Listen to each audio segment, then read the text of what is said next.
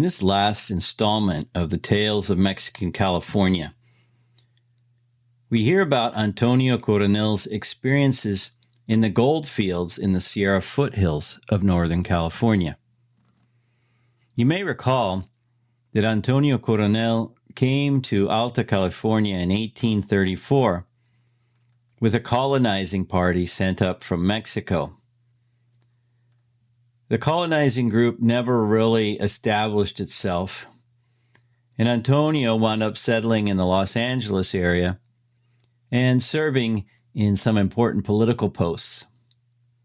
He later carried on his life there after the annexation of California, and as I mentioned, was a very important supporter of Mexican and California culture and traditions, especially in Southern California. In these passages, which take place after the U.S. annexed California, when everyone was trying to find gold and get rich quick, we hear about the violent episodes that took place, and Coronel himself reports on some massacres of native people that he witnessed. Now, the times of the gold rush were especially difficult for California Indians, and Coronel provides evidence of some of the atrocities that took place. We also hear about the wealth of the gold deposits, and at the same time, about the lawlessness that eventually caused him and others to give up and return to the city. I think Antonio Coronel's perspective as a Mexican Californian provides a very interesting optic on those early years just prior to statehood, when massive amounts of people were coming into California and effectively changing the face of the territory. Our story picks up in fall of 1848.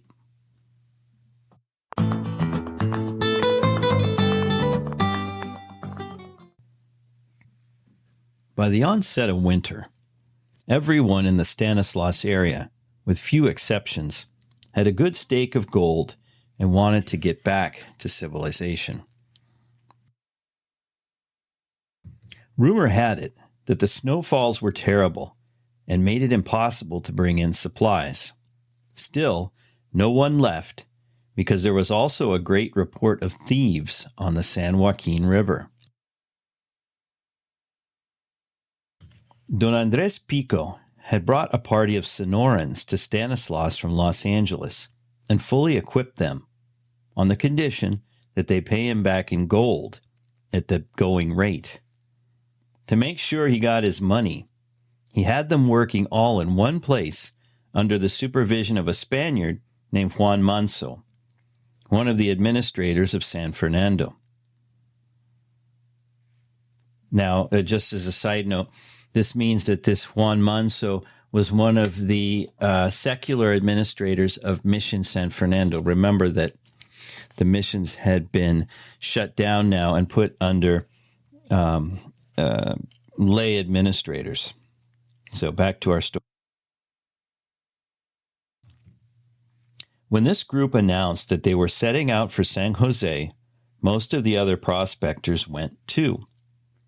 The Californians had all brought extra horses, and they abandoned them to run wild, or they got together and paid a high salary for someone to ride herd on them. Even so, many animals strayed, and when it was time to break camp, many men found they had no mounts. There was a lot of confusion, as some took other people's with the excuse of family ties and friendship. The upshot of it was that nearly all of them left on horseback, their own mounts or someone else's. I had decided to winter there because my claim was rich enough to work all winter if weather permitted. I was just getting ready to build a house when I received a letter from Don Ramon Carrillo, brought by Jose Antonio Machado and one of the Osuñas. I was invited to try my hand at placer mining in the north, where Carrillo had a very rich claim and had 20 or more Indians working for him and plenty of livestock at his disposal. He wanted me to go and take charge of it all on equal shares. The bearers of the letter, both friends of mine, urged me to accept. So my servants and I, Benito Perez, Dolores Sepulveda, who was a brother-in-law of Ramon Carrillo, Osuna, and Machado, set out north to the place Carrillo had indicated.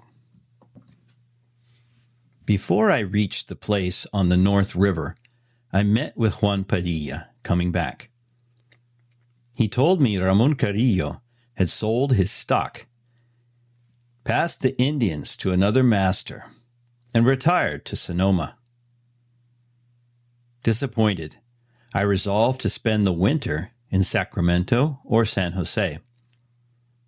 When Padilla heard that, he invited me to accompany him to his good ranch with fat stock near Sonoma. I could exchange my horses and go right back to the gold fields. I gave in to his entreaties, and we went to Sonoma, arriving in mid-December of 1848. I sent my horses on to the ranch immediately and began to look for placer mining. I was staying in a house belonging to General Vallejo, next door to the one in which he lived. Owing to our previous acquaintance, he was the first person I looked up when I arrived.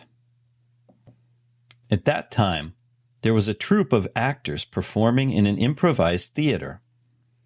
Vallejo, Padilla, and I, and some others, decided to attend a performance.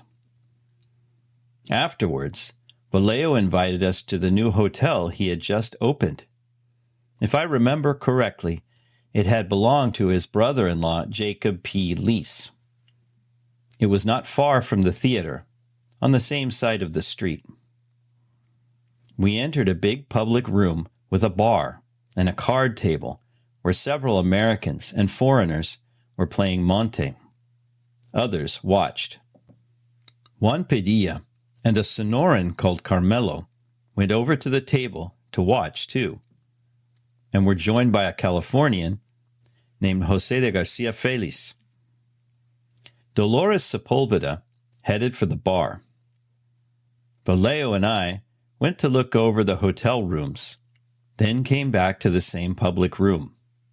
Then Vallejo left for his own house, and I stayed with my friends.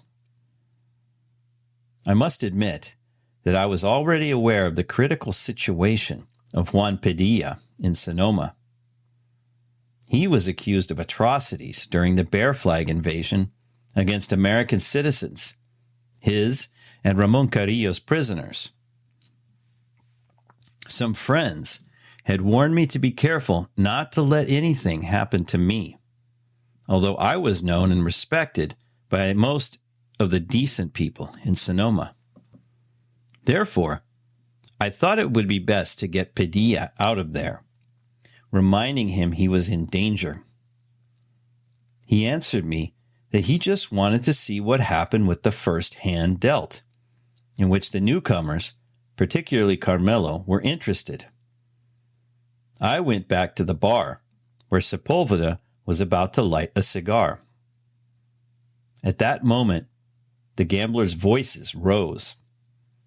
I hadn't finished lighting my cigar when there was a commotion, and the lights went out. Someone grabbed me by the arm, shoved me into a room next to the bar, and locked the door. Naturally, I was alarmed and looked for something to defend myself with if I had to. I found an iron bar and crouched near the door, hearing the tremendous racket of shouts, blows, breaking furniture, and so forth. Soon after, all was silent.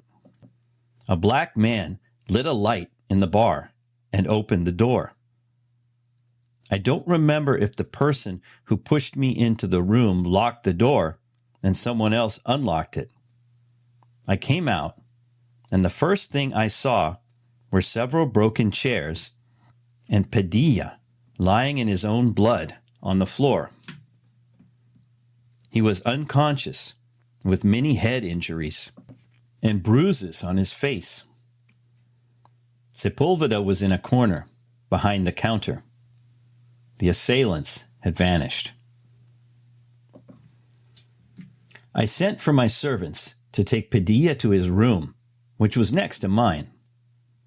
I also sent for a German doctor who knew the injured man. Thanks to the doctor's skill and my constant care, the patient lived. He was not able to speak for 10 or 12 days, or open his eyes for 2 or 3 weeks, because his whole face was swollen black and blue from the blows. When he could open his eyes, the whites were purple. He didn't take solid food for a week, only liquids from a cup with a pouring spout. In a month, he recognized people and was conscious, but not in his right mind. He talked wildly and tried to tear the bandages off his head. Someone was required to watch him day and night. My servants and I were the only ones willing to perform this humanitarian service. I tried to get someone to take charge of him, offering to pay whatever they asked so I could return to the gold fields. But I found no one to do it. So I had to spend all winter in Sonoma at my own expense. During Padilla's infirmity, public feeling still ran high against him. On several occasions, Americans and others came into the sick room shouting and making threats. But others, including Americans who esteemed me, persuaded them not to make any violent assaults on Padilla while he was under my care. I think that was why he wasn't torn to pieces, and I received no hurt. Before I went to Sonoma with Padilla, I had heard the accusations against him and Ramon Carrillo. I had also heard there wasn't a word of truth to it. Carrillo and Padilla themselves assured me it was pure calumny, and they could prove it. When Padilla recovered, about mid-February, I moved to San Jose by way of San Francisco, because at that time, transport to San Francisco was difficult. I arrived a day or two before Washington's birthday, landing on the beach, which then reached to what is now Montgomery Street. San Francisco looked more like an army camp than a city, with more tents than houses.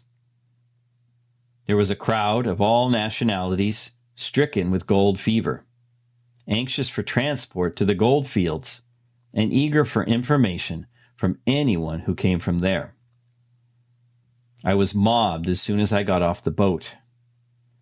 I gave short answers and managed with difficulty to reach Mr. William Howard's store to rest. I wanted to know about lodging houses, safe if not comfortable, but that was difficult too. Someone gave me a hint, and going down the street towards the Plaza of Yerba Buena, Portsmouth Square today, I met a German, formerly of Colonel Stevenson's regiment, who had gone into business in Los Angeles. He spoke some Spanish by now, and when he heard what I was looking for, he offered to take me to his own house and lodge me in comfort and security. A young man named Manuel Serrano accompanied me. All three of us went to the house situated on what is now Kearny Street, near Telegraph Hill. The hut, for it was no more than that, was constructed of upright planks. 2 rooms below, a dining room between them and the kitchen, with a slat-covered porch above. I didn't much like the look of it, but night had already fallen. I heard a great racket and gunshots and saw unsavory-looking characters wandering about. So I accepted the lodgings at once. To tell the truth, the German did his best to reassure us. I didn't distrust him, because in Los Angeles I had known him for an honest man.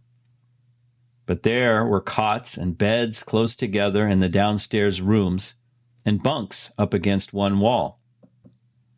The German took me up to the porch, where he and a partner of his slept, and fixed up a bed for Serrano and myself. Although it was not very comfortable, it was the best circumstances permitted. We settled in, and shortly after went to sleep. About 2 hours later, the German's partner came in, very excited and looking for something, a weapon, I supposed, because there was an argument downstairs. We got up and went to see what it was about. In the street, we heard drunken partying, and the argument downstairs rose in volume. I told Serrano we'd better get out of there, but unfortunately the stairs were only a ladder, which had been removed. By now, there was a fist fight going on, in spite of the owner's efforts to break it up. I was afraid someone would pull a knife or a gun, but fortunately, the wall of bunks fell down with a crash. The porch had a window giving onto the roof of the dining room and kitchen, and Serrano and I escaped in the confusion, without inquiring further into the matter. We made our way to Mr. Howard's store and banged on the door for them to let us in. They let us spend the rest of the night, although the counters, tables, and floor were occupied fully by friends of the house. The next day, I took a small boat to Mission San Jose, because there was no direct route to the town of San Jose, and my business was urgent. I had 2 or 3 days in the town and had to leave because of the launch, named the Box, owned by Pedro Sansevane, which was sailing for San Francisco. With some difficulty, due to a storm which caught us midway across, we arrived in San Francisco. I stayed a few days more. I got my animals back and made the necessary preparations to set out for the gold fields on March 2nd, 1849. I was heading for the Stanislaus area, but in Sacramento, I met people coming back from there who told me it was overrun with all sorts of people, especially Sonorans. My claim, which I had left to a friend, was occupied by William Wolfskill. They also told me the Placer Seco was producing well, so I decided to go there with my servants and 4 companions. At the same time as my departure from Sonoma, Juan Padilla left for the north. At the Placer Seco, I set to work on a moderately rich claim. There was already a large population of Chileans, Peruvians, Californians, and Mexicans, with many Americans, Germans, etc. The camps were separated by nationalities. Everyone, more or less, was profiting by his labor.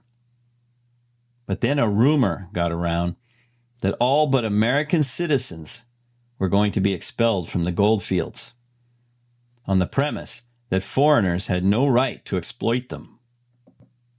One Sunday, a written notice appeared in several places, to the effect that non-citizens had 24 hours to leave or be thrown out by force.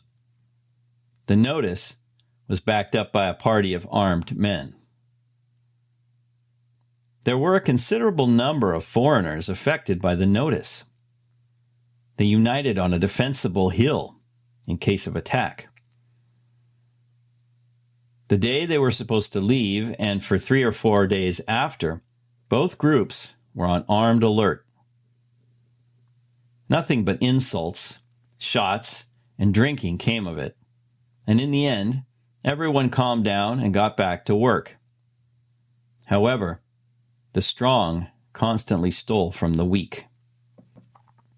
A few days afterwards, a Frenchman named Don Augusto and a Spaniard named Luis, acquaintances of mine I had always considered honorable and well-bred men, were arrested.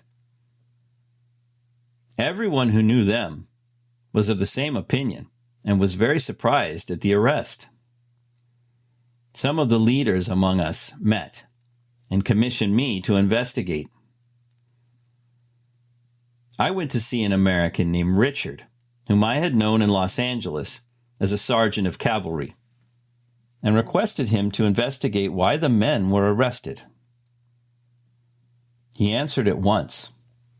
They had been accused of robbing an old Irishman of 4 pounds of gold he had buried. I informed the committee, and without loss of time, we got up 5 pounds of gold to pay for the prisoner's freedom. I went to the leader, who looked disagreeable and angry. Through an interpreter, I made my proposal, adding that the men were of good reputation and had plenty of gold of their own, with no reason to steal. I had with me 5 pounds of gold, one more than the old Irishman claimed to have lost. The leader took the gold and said he would present the case to his committee and return in 3 or 4 hours. Before the time elapsed, I observed a great deal of movement of armed men, most of them drunk. Then a cart pulled out, in which our 2 friends were carried, with arms tied behind their backs, guarded by 2 men in the cart. Many of the others followed on foot and on horseback. On the cart was clumsily lettered in charcoal a notice that anyone who interfered with the prisoners would meet the same fate. They arrived at an oak tree for the hanging. With the ropes around their necks, the prisoners asked for paper and pen to write to their families and settle their affairs. They got only a blow for asking. The cart lurched forward, and the unfortunates were left hanging. I was deeply shocked, as were many others. 2 days later, I set out for the northern gold fields. The reason for the prejudice against anyone of Spanish descent was the preponderance of Sonorans. They were skilled prospectors and got richer quicker. The Californians had learned too, with the advantage of arriving first. The latecomers, burning with the terrible gold fever, might find little or nothing with their efforts, or not enough for their ambition to get rich in a minute. These, I say, couldn't bear to see others' good fortune. Add to the gold fever continuous drinking. Add to that the fact that a good proportion of them were criminals, capable of anything, and there was no effective legal authority to protect the rights or the lives of peaceful and honorable men against evildoers. In fact, there was no law at all, except might makes right in those times. In self-defense, the decent people had to adopt the principle of an eye for an eye. I reached the gold fields above the North River, the one that joins the Sacramento past Marysville. While looking for a likely claim, I came to the camp of a Spaniard from Los Angeles. He had set up a small grocery and butcher shop. I camped near him in order to find out where the best places to pan gold were located. In the course of the conversation, he gave me to understand that he was satisfied with what he had and was looking for someone to buy his business so he could go back to Los Angeles. It looked like a good deal. We settled for 5 pounds of gold for stock, which today wouldn't be worth $100. But the value of the location was doing business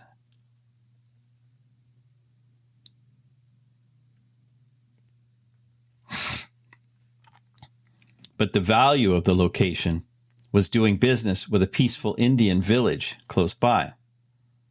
The way they did business was to pour a little gold into the palm of one hand and holding it out, pointing with the other hand to whatever they wanted to buy.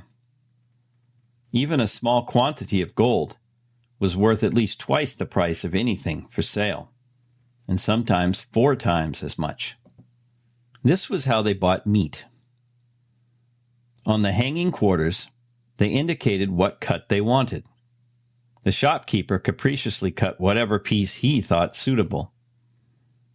If it didn't look like enough, the Indian added more gold to his palm, and the shopkeeper more meat, until both parties were satisfied. I took over the business, bought 6 beeves at $100 a head, and in a couple of weeks, I made 14 pounds of gold. It seemed like a good business, and I decided to expand. Leaving a brother of mine with my servants to run it, I went to Stanislaus to buy a small string of mules, planning to load them with goods in Sacramento. Stanislaus wasn't the same place it had been when I left months before. It was full of brush shelters and tents. There was a great deal of gambling, in which gold was treated not like the most precious metal, but something easy to come by. I saw men who didn't look worth a peseta stake bags of gold on a single card. Each of those bags today would ensure the happiness of a whole family, insofar as happiness requires money. The men who lost such sums were entirely indifferent and worked the next day just the same. They didn't mind paying fabulous prices for whatever they happened to need. On the way to Stanislaus, about 2 miles below Sutter's Mill, I stopped for the night. I hadn't been there long when a party of foreigners of various nationalities arrived. Among them were Sisto Berryessa and one Molina, the first Sonorans who had come to California. This party brought a number of Indians as prisoners, 40 men, 10 or 12 women, and 5 or 6 children of both sexes. They camped near me. To prevent any of the Indians from escaping, they made the men lie on their backs in a circle, with their feet towards the center, which were then tied. Guards watched them, hardly allowing them to move at all. The Indians were naked. It was very cold, and no fire was allowed them. The women and children had a small fire, which also served for the guards. The head of this party came up to me and asked me to help guard the Indians, as he had to go on an expedition to a nearby place. I excused myself, saying I had to leave very early in the morning. Sisto Berryessa told me that the, quote, expedition, unquote, was a punitive raid on an Indian village on the American River, because 2 Americans had turned up dead, and the Indians were blamed. In the dark, before dawn, the party set off, leaving Molina and 2 others to guard the prisoners. Out of curiosity, I saddled my horse and followed them at a distance, careful not to be seen. At first light, they surrounded the village and opened fire. What followed was a scene of utter horror. Out came old men, women, children, everyone, some with bows and some with nothing, running in every direction, even throwing themselves into the river. They were all rounded up and shot down. I couldn't go on watching the horrible massacre, so I withdrew to my camp. This occurred at the end of March, 1849. I got ready to begin my day's journey at once. In a little while, some of the foreigners came back to let the prisoners get up from the ground. I gathered that they were to be put with the others taken alive from the village. The party went on to Sutter's Mill. I traveled on the Consumnes River, where some 20 armed men caught up with us, passed, and turned off the road to the east. We went on. When we came to the open range country, we made for a ranch, which I believe belonged to Mr. Hicks. He had great fields of wheat and an Indian village for labor. As we rode up to the house, we saw several Indians fleeing in different directions, and the men who had passed us earlier hunting them down and killing the ones they caught. So as not to witness this spectacle any further, I abruptly changed the direction and hurried away. Later, I was told the atrocity reached a point where the Indians tried to take refuge in Mr. Hicks' house. The assassins did not even respect the privacy of the house. They entered and dragged the Indians out to murder them. The condition of these wretches at that time was such that killing an Indian in cold blood was the same as shooting a rabbit. This infamy came to the attention of the military governor, who came personally to put an end to it. I got to Sacramento with my string of mules, loaded them, and set out north for my store. But about 15 miles from Sutter's Mill, I met my brother I'd left in charge, with the servants and several others of Spanish blood, fleeing on foot. They told me a party of foreign gunmen had run them off, without letting them have so much as a mount. I returned to the mill, where there was a little settlement. I knew some people who lived there, and I hoped I could sell my goods and abandon the gold fields. I sold everything, and almost all the mules, at such low prices I lost 2/3 of my investment. Those people took advantage of my predicament. When Juan Manso arrived with a few Sonorans, still under Pico's command, Ramon Carrillo also arrived with a few friends from Sonoma. I was faced with the choice of going on or retreating as I had planned. A man named Fisher, a shopkeeper of Sutter's Mill and an old acquaintance from Los Angeles, came to us with other merchants and tried to persuade us that most of the people didn't approve of such outrages, that these acts must be the work of a small group of outlaws. They insisted it was public knowledge and well understood that Californians were considered equal to other Americans. We would be given a credential identifying us as citizens meriting all respect, signed by the principal inhabitants of Sutter's Mill. I still didn't want to go back to the gold fields, but I gave in to the others. Now, a party of 40, we prospected up the American River and its tributaries. It was Benito Perez who found gold. The next day I went with him to examine carefully his discovery. I was sure there was enough gold to keep the whole party busy for 2 or 3 weeks. We settled there, and it looked like this: an island about 2,000 yards long and more than 200 wide, forming an angle opposite a ravine where the Vacas, New Mexicans who lived in Sonoma, had found rich ore. Perez and I decided, after our inspection, that the island was formed by buried rock that didn't show on the surface. The gold had collected around the rock of the whole island in a 2-foot wide strip of earth. The depth varied from 3 to 10 feet, and it was necessary to take out a lot of rock to get to the vein. There was no gold in any other part of the island, although we looked for it. I was elected captain of the group in order to lay down some ground rules to ensure our safety. If any stranger happened by, he was to be told nothing. If the claim was being worked at the moment, work must be suspended and everyone must pretend to do something else. No one was to go to Sutter's Mill. If supplies were needed, a very discreet person would be assigned to get them. In Ramon Carrillo's party there was an Irishman, long established in the country, a good fellow, but fond of his whiskey. I mentioned to Carrillo my worry that he would let out the secret.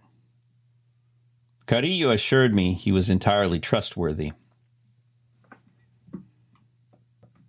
When we settled in, Carrillo went to Sonoma, and we got to work.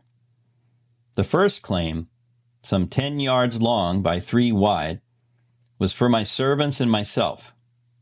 The second, for Manuel Serrano and his brothers. The third, Dolores Sepulveda. The fourth, José de Garcia Félix. The fifth, the Irishman for Carrillo's party. The last 3 or 4 went to other Californians and Sonorans. On Saturday, after the week's work, we washed the gold-bearing gravel we'd collected. We were all pretty satisfied with the results, as good as we had hoped. During the week, while we were digging every day, people came to inspect the area and ask us questions. We always answered that we were prospecting and hadn't yet found anything. Félix and the Irishman had gotten over 2 pounds of gold between them in the first week. My 3 servants and I, over 7 pounds. But Saturday night, the Irishman disappeared, with his share of gold, to Sutter's Mill. He got drunk and revealed all our business, plans, rules, and so forth. The next Monday, we marked out new claims and started digging. It was hard work because the gold was deep in the rocks. But on the other hand, there was a lot of it. It was in big nuggets, though it took most of the week to get it. Every day, more and more armed men came to make inquiries as before, but they were so familiar with our affairs that by Saturday, the gunmen had set up camp beside us. I thought I knew what they had in mind, and warned our party to be very circumspect and not to give them any excuse to bother us. We were all getting our ore together, and it was very rich. We were hoping for even better results than the week before. At about 10 a.m., 100 of those soulless bandits invaded our claims, while we were down in them. They were so courteous as to ask who was the leader of our party. I was pointed out to them. Their leader and 8 others came over to where I was working. There were already 4 of them standing around me, all with pistols in their belts and bowie knives. A few had rifles, others picks and shovels. The leader and 2 men with picks got down into the hole to talk to me. He gave me to understand that the claim was his, because they had staked out from one side of the river to the other a couple of months before we came. He said a few more things in English, which I didn't understand, but the gist of it was the claim was his. I was excited and answered him harshly. Fortunately, he didn't understand me, and with a moment to reflect, I realized the gold wasn't worth risking my life. The rest of the invaders took over the other claims in the same manner. My companions ran back to our camp for weapons before I got there, and I could see they were going to fight. They had already called for the horses to be brought in to saddle when I arrived and begged them to be calm. I pointed out that any resistance would be futile. As far as I was concerned, I was through with panning for gold. We saddled up and abandoned the place. The whole party dispersed. I rode back to Los Angeles with as little delay as possible. Before I leave this disquisition on placer mining in California, I want to add a curious incident. One of my servants, Benito Perez, whom I have mentioned before, brought his wife with him. When we arrived at Stanislaus, we arranged to pay her 1/2 ounce of gold a day to cook and wash for us. Of my 4 servants, only the 2 Mudos Indians remained as such. The other 2 panned gold on their own account, owing me for travel expenses. Perez's wife cooked a little extra at every meal and sold the leftovers to whomever asked. The business paid well, and before long, she was buying on her own account meat, beans, and other foodstuffs. She established a price of 1 peso for a small plate of frijoles and a flour tortilla, the same for fresh or dried meat and a tortilla. Business became so good, she was taking in 3 or 4 ounces a day. She weighed the gold on a scale made of a sardine tin, a stick, and a flattened bullet, which, it may be assumed, was not a very accurate scale, intended to favor Perez's wife. Afterwards, she lowered her prices to meet the competition. Even so, when we all gave up and went back to Los Angeles, she weighed her gold on my good set of scales, and it turned out she made a profit of 13 pounds, 7 ounces of gold, with 2 or 3 months' work. This, in addition to what I have said already, should give an idea of the abundance of gold and how cheap it was.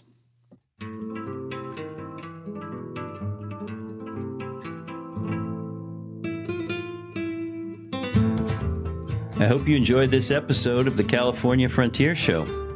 If you'd like to support the show, the best thing to do is to let other people know about it.